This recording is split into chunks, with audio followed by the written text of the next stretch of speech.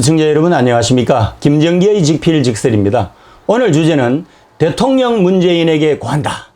문재인 콤플렉스로 대한민국이 망국으로 간다입니다. 남북 미중 일러가 본격적으로 갈등과 대립의 시대로 가면서 동북아 정치 지형이 요동치고 있고 그 여파로 한국이 난립니다. 북한의 오지랖 넓다는 모욕적인 말을 듣지 않나, 중국의 굴욕적인 산부를 맹세하지 않나, 러시아의 영공 침범을 당하고도 항의조차 못하지 않나, 미국의 신뢰할 수 없는 동맹국 취급을 받지 않나, 일본의 식민지 조선으로 멸시를 받으면서 동네북이 되었습니다. 어쩌다가 한국이 이렇게 되었습니까? 누가 이런 상황을 초래했습니까? 당연히 문재인입니다. 국민의 생명과 안전을 지켜야 할 대통령이 직무유기를 한 것입니다. 무능한 식물 지도자로 기대를 접은 지 오래지만 책임은 져야 하지 않을까요? 문재인이 왜 이럴까요? 그의 정신세계를 지배하고 있는 열등감 콤플렉스 때문에 한국이 망국으로 가는 건 아닌지 정말 답답하고 안타깝습니다. 우선 그의 어린 시절부터 형성된 착한 아이 콤플렉스를 살펴보도록 하겠습니다. 성장 과정에서 부모로부터 엄격한 양육 과정을 거치면서 모범적인 우등생이 되기를 요구를 받았습니다. 당시 대부분의 부모님의 소망은 자식들이 공부를 잘해서 원하는 대학으로 진학을 하고 소위 성공의 상징인 고시에 합격하는 것이었죠. 그래서 문재인은 어려운 가정 환경 속에서도 굴하지 않고 부모님의 기대에 부응했던 것입니다. 다음으로 대학 시절부터 형성된 운동권 리더 콤플렉스입니다. 문재인이 대학에 진학했을 때는 한국에서 박정희 유신 시대가 시작되던 시기였습니다. 자유에 대한 순수한 열정을 가진 대학생이라면 누구나가 반독재 투쟁의 리더가 되고 싶어 했지만 문재인은 운동권의 변방으로 소극적인 참여에 그쳤고 대신에 현실적으로 선택할 수 있는 최상의 길, 다시 말씀드리면 사법고시 공부에 매달렸습니다. 결국 합격을 해서 사법연수원을 차석으로 졸업할 정도로 나름대로 최선을 다했지요. 이후 판검사에 임용되지는 못하고 부산으로 내려가서 인권 변호사의 길을 걷게 됩니다. 장기표 신문명연구소장의 말에 따를 것 같으면 문재인이 1983년 민통년 참여를 거절했다고 합니다. 결론적으로 말하면 운동권의 리더 그룹이 아닌 주변부로서 콤플렉스가 있다는 것이죠.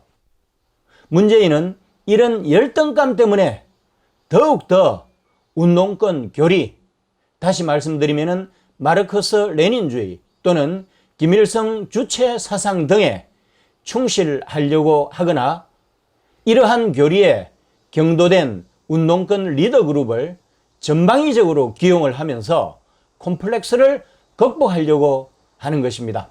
문재인은 교리를 맹신하는 원칙주의자로서 한치의 융통성도 보이지 않고 있는데 한미 FTA 협정이나 이라크 파병, 강정마을 해군기지 건설 등 국익 앞에서 실용적인 선택을 한 노무현과는 아주 대조적입니다. 한반도 가짜 평화 파리를 보면 더욱 그렇습니다. 오로지 그가 믿는 북한의 대변인 역할만 하는 것이죠. 북핵의 완전한 폐기를 목표로 하는 미국의 동시다발적 비핵화가 아니라 북핵 동결에 대륙간 탄도 미사일 제거에 불과한 북한의 단계적 비핵화로 한국인과 세계인을 기만합니다.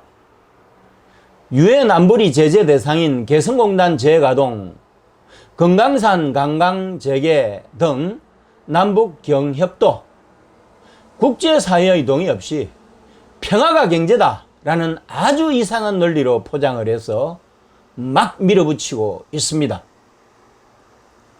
한국인은 비대칭 전력인 북핵을 머리에 이고 살아야 하는 운명인데 한국은 대응할 수 있는 핵도 없고 재래식 전력의 무장 해제에 가까운 조치를 통해서 양의 탈을 쓴 늑대가 쉽게 잡아먹을 수 있는 상황을 만들고 있는 것입니다.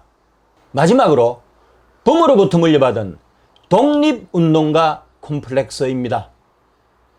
그의 아버지는 일제 때 흥남시청 농업계장 출신입니다. 조선 총독부의 통제를 받는 지방정부에서 간부로 일했다고 하는 것은 명백한 친일 행위입니다. 이러한 집안 내력으로 독립운동가에 대한 열등감 콤플렉스는 충분히 예측할 수 있는 것이죠. 그의 독립운동가에 대한 애정은 각별하죠. 청와대 대통령 집무실에서 김구를 만날 수가 있습니다. 처음 상하이 임시정부 청지기에서 마지막 충칭 임시정부 주석으로 활약한 김구를 진정으로 존경한다면 그로부터 통합의 정치를 배워야 하지 않을까요?